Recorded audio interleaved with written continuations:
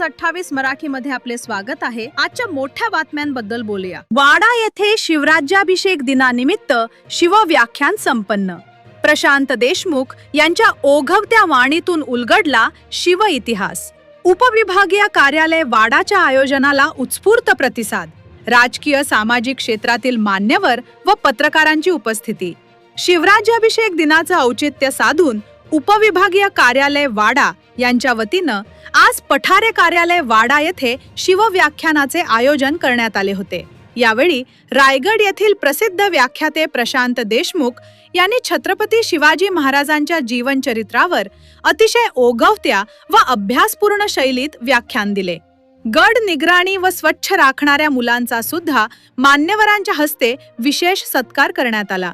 प्रशांत देशमुख यांनी महाराजांच्या जीवनातील अनेक अज्ञात व दुर्लक्षित पैलूंवर प्रकाश टाकत उपस्थितांना जणू प्रत्यक्ष इतिहासातच नेले।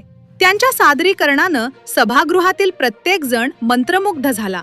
शिवकालीन प्रशासन, युद्धनीती व रयतेच्या कल्याणासाठी महाराजांनी घेतलेले निर्णय याबाबतची सखोल माहिती त्यांनी दिली। कार्यक्रमाचे प्रास्ताविक उपविभागीय अधिकारी वाडा विक्रमगड संदीप चव्हाण यांनी केले। शिवराज्याभिषेक दिनाचे महत्त्व व आजच्या प्रशासकीय अधिकाऱ्यांनी महाराजांच्या आदर्शातून काय घ्यावे यावर त्यांनी आपले विचार मांडले। यावेळी व्यासपीठावर विक्रमगडचे तहसीलदार मयूर चव्हाण, वाडा तालुक्याचे गट विकास अधिकारी वैभव शिंदे, विक्रमगडचे गट विकास अधिकारी तसेच वाडा व विक्रमगड तहसील कार्यालयातील सर्व अधिकारी व कर्मचारी मोठ्या संख्येने उपस्थित होते। कार्यक्रमाला तालुक्यातील सर्वपक्षीय राजकीय नेते, सामाजिक कार्यकर्ते व पत्रकार बांधवांनी उत्स्फूर्त प्रतिसाद दिला। संपूर्ण सभागृह श्रोत्यांनी खचाखच भरले होते। कार्यक्रमाचे सूत्रसंचालन व आभार प्रदर्शन अनिल पठारे यांनी केले। शिवरायांच्या जयघोषानं कार्यक्रमाची सांगता झाली। वार्ताहर iNews28 मराठीसाठी कोऑर्डिनेटर वैभव आळशीच्या जोडीला प्रणय प्रभाकर पाटील, पालघर जिल्हा ब्युरो चीफची रिपोर्ट। आणि आता शिवाजी राजे म्हणजे शिवानावी सिद्धीच्या समोर आहे। सिद्धी मोठा खुश आहे, राजे सापडले आणि सिद्धी बोलतोय, या राज तुमच्याविषयी बरंच ऐकलं होतं।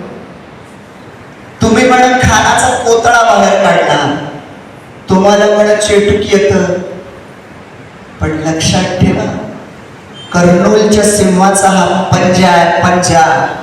या पंजात आजपर्यंत जो कोणी आला तो सुटला नाही।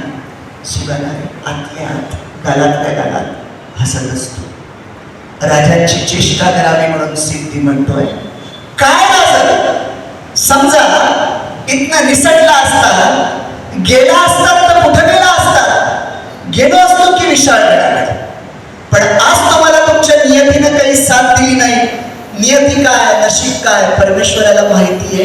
तेवढ्यात कोणीतरी येतं आणि सिद्धीच्या कानात काहीतरी सांगतं। तसा सिद्धी चिडतो आणि म्हणतो, बोल तू कोण आहेस? शिवाजी। खरं सांग कोण आहेस? तेव्हा शिवानावी जबान खोलतो आणि म्हणतो, अरे सिद्ध्या, तुला आमचं राज काय तुझ्यासारखं वाटलं होय?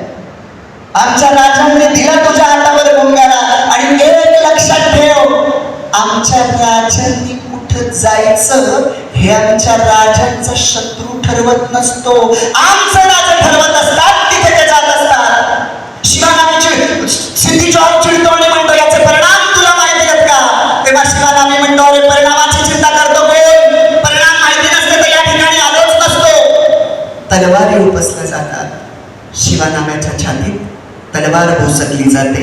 जिथनं तलवार बाहेर काढली जाते तिथं रक्ताचा पाट दाबत आणि विशाळगडाकडे पाहत शिवानावी शेवटची काही वाक्य उच्चारतो, एक दिस का होईना, सोंगातला का होईना, नकली का होईना, शिवाजी राजा बनता आलं, माझ्या साऱ्या आयुष्याचं पाप फिटलं राज, शेवटचा मुजरा राज, शेवटचा मुजरा येतो राज, येतो, असं म्हणून शिवानावी घरात येते।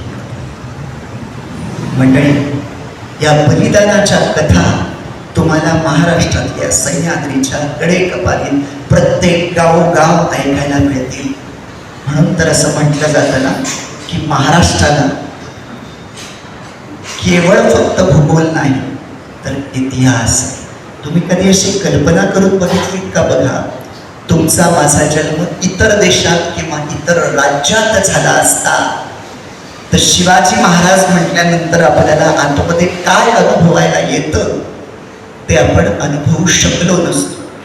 म्हणजे आम्हाला इतिहास हा शब्द कितीतरी मोठा आहे ना, पण महाराष्ट्रातल्या माणसासाठी इतिहास म्हटला की शिवाजी महाराज, आणि शिवाजी महाराज म्हटला की इतिहास, कारण त्यांनी जो इतिहास घडवलाय त्याच्यापेक्षा दुसरा कुठलाही मोठा इतिहास जगात असूच शकत नाही अशी मराठी माणसाची श्रद्धा आहे. इतकं शिवाजी महाराज आणि इतिहास हा शब्द एकरूप झाला आहे.